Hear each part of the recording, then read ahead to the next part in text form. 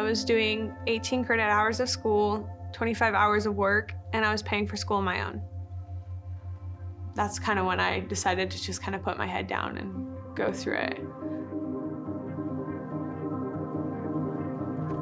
I would get up in the mornings and I would get ready for classes, make lunch or breakfast for the day. And I would drive about 20 minutes to the light rail. The light rail itself took anywhere from like an hour to an hour and like 20 minutes based off of the stops. I would go through my class schedule. I'd usually get out of class about 3 or 4 and get on the light rail again. I'd work for about 5 hours and then I would go back to the light rail station, do the hour or so ride all the way back to the last stop, get in my car, do the 20-minute drive home. At the end of the day, I still had homework and things to do, so I would spend about 2 or 3 hours trying to get the last of my homework finished before I had to go to bed and start the next day over.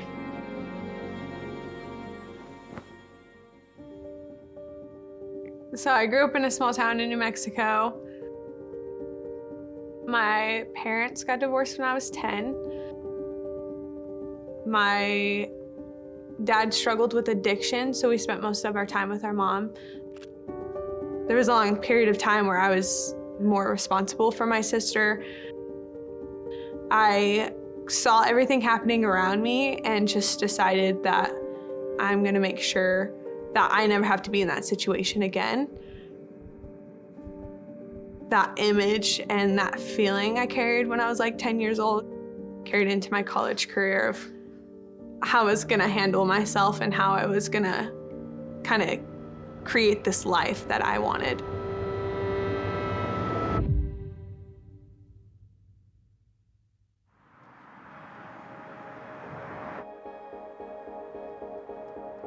My friend and I moved to Arizona. It was such a jump from like my small town. There was more people in like one building there was in my entire town back home. On my second day on campus, we heard about Survivor. We didn't have any other friends and we weren't really meeting people, so we decided to go.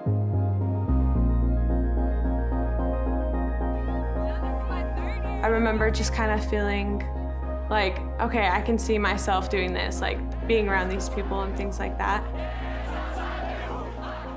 My best friend found out that she got a full ride scholarship to her home state, New Mexico, and she decided to leave and take it. I think my mindset changed of, okay, this is just next 4 years of my life. It's time to just get it done.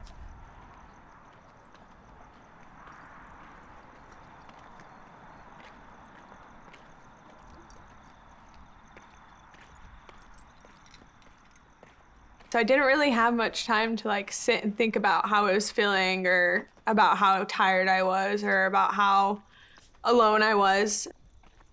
I was kind of numb. I was getting sick. I was getting viral infections. I wasn't sleeping. I had my first day off in 2 months. And my wheels were just turning. All of the anxieties and stuff that I had been pushing away with my busy schedule started to like cloud over me until finally like I just remember having like this intrusive thought of just, why are you doing this? But in that moment, I just felt alone, like I could never be enough, so.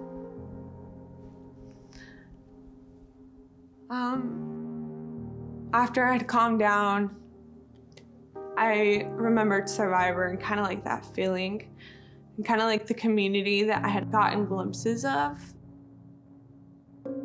A few girls in the community had offered to have me stay the night at their houses on the weekends, so I wouldn't have to make the long travel into Tempe.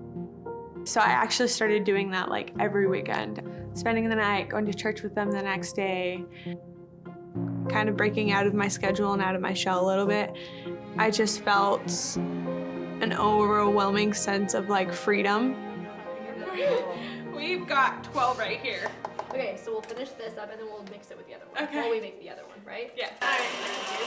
Two. Okay. So it's like 2.5, pretty much. Yeah. We're making care packages for all the students taking finals. We're gonna pass them out on campus. Just to give a little bit of support. Nice.